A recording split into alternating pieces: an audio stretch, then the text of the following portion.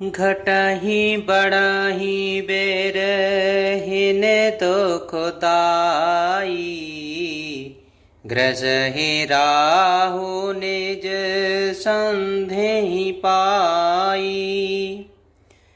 कोके शोक प्रदे पंकज द्रोही। अभिगुण बहुत चंद्रमा तोही। फिर यह घटता बढ़ता है और विरैणी स्त्रियों को दुख देने वाला है। राहु अपनी संधि में पाकर इसे ग्रस लेता है। चकवे को चकवी के वियोग का शोक देने वाला और कमल का वैरी उसे मुरझा देने वाला है। हे चंद्रमा, तुझमें बहुत से अवगुण हैं जो सीता जी में नहीं है। वैदेही मुख पटे तर दीने। होए दोष बड़े अनुचित कीने। सिय मुख छावे वेदो ब्याज बखानी। गुरु पह चले निशावड़ जानी। अतः जानकी जी के मुख की तुझे उपमा देने में बड़ा अनुचित कर्म करने का दोष लगेगा। इस प्रकार चंद्रमा के बहाने सीता जी के मुख की छवि का वर्णन करके बड़ी रात हो गई। जान वे गुरु जी के पास चले। करे मोने चरण सरोज प्रणामा। आय सुपाये कीनो विश्रामा। विगत निसार गो नायक जागे। बंधु बिलो के कहन अस लागे। मुनि के चरण कमलों में प्रणाम करके आज्ञा पाकर उन्होंने विश्राम किया। रात बीतने पर श्री रघुनाथ जी आज जागे और भाई को देखकर ऐसा कहने लगे। ओ याहू अरोने अवे लोकहु ताता। पंकज को के लोके सुखदाता।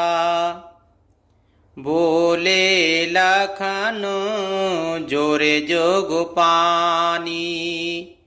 प्रभु प्रभाव सूचक मृदुबानी। हे तात, देखो कमल चक्रवाक और समस्त संसार को सुख देने वाला अरुणोदय हुआ है। लक्ष्मण जी दोनों हाथ जोड़कर प्रभु के प्रभाव को सूचित करने वाली कोमल वाणी बोले। अरुणोदय सकुचे कुमुद उड़गन ज्योति मलीन। जिम तुम्हारे आगमन सुने भये नृपति बलहीन। सियापति रामचंद्र जी की जय। पवन सुत हनुमान जी की जय। अरुणोदय होने से कुमुदनी सकचा गई और तारा गणों का प्रकाश फीका पड़ गया। जिस प्रकार आपका आना सुनकर सब राजा बलहीन हो गए। नृप सब नखत करिए उजियारी। टारे न सकही चापे तमु भारी। कमले कोक मधु करे खगनाना। हर से सकल निसाय उषाना। सब राजा रूपी तारे उजाला मंद प्रकाश करते हैं, पर वे धनुष रूपी महान अंधकार को हटा नहीं सकते। रात्रि का अंत होने से जैसे कमल, चकवे, भौरे और नाना प्रकार के पक्षी हर्षित हो रहे हैं, ऐसे ही प्रभु सब भगते तुम्हारे। होई टूटे धनुष सुखारे। उयहु भानु बेनो श्रम तम नासा। दुरे नखत जग तेज प्रकाशा। वैसे ही हे प्रभु, आपके सब भक्त धनुष टूटने पर सुखी होंगे। सूर्य उदय हुआ, बिना ही परिश्रम अंधकार नष्ट हो गया, तारे छिप गए, संसार में तेज का प्रकाश हो गया। रवि निज उदय व्याजे रघुराया, प्रभु प्रताप सब नृपन दिखाया। तबे भोजे बल माहि मायोदय घाटी, प्रगटी धनु वेग टने परिपाटी। हे रघुनाथ जी, सूर्य ने अपने उदय के बहाने सब राजाओं को प्रभु आपका प्रताप दिखलाया है। आपकी भुजाओं के बल की महिमा को उद्घटित करने और खोलकर दिखाने के लिए ही धनुष तोड़ने की यह प्रसिद्धि प्रकट हुई है।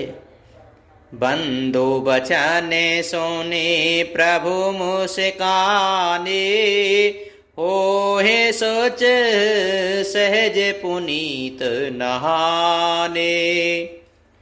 नित्य क्रिया करे गुरु पहि आए, चरण सरोज शोभग सिर नाये। भाई के वचन सुनकर प्रभु मुस्कराए। फिर स्वभाव से ही पवित्र श्री राम जी ने शौच से निवृत्त होकर स्नान किया और नित्य कर्म करके वे गुरु जी के पास आए। आकर उन्होंने गुरु जी के सुंदर चरण कमलों में सिर नवाया। सतानंद तबो जनक बुलाए, कौशिक मुनि पहि तुरते पठाए। जनक विनय तेने आई सुनाई, हरे से बोले लिए दो भाई। तब जनक जी ने सतानंद जी को बुलाया और उन्हें तुरंत ही विश्वामित्र मुनि के पास भेजा। उन्होंने आकर जनक जी की विनती सुनाई। विश्वामित्र जी ने हर्षित होकर दोनों भाइयों को बुलाया। सतानंद पद बंदे प्रभु, बैठे गुरु पहि जाए। चलहु तात मुनि कहु तब, पठवा जन के बुलाए। सियापति रामचंद्र जी की जय, पवन सुत हनुमान जी की जय। सतानंद जी के चरणों की वंदना करके प्रभु श्री रामचंद्र जी गुरु जी के पास जा बैठे। तब मुनि ने कहा, हे तात, चलो, जनक जी ने बुला भेजा है।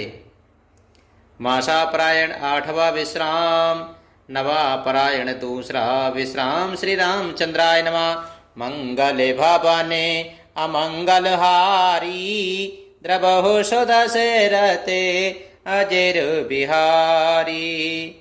दीन दयाल बिरज सम भारी, हरे हो नाथ मम संकट भारी।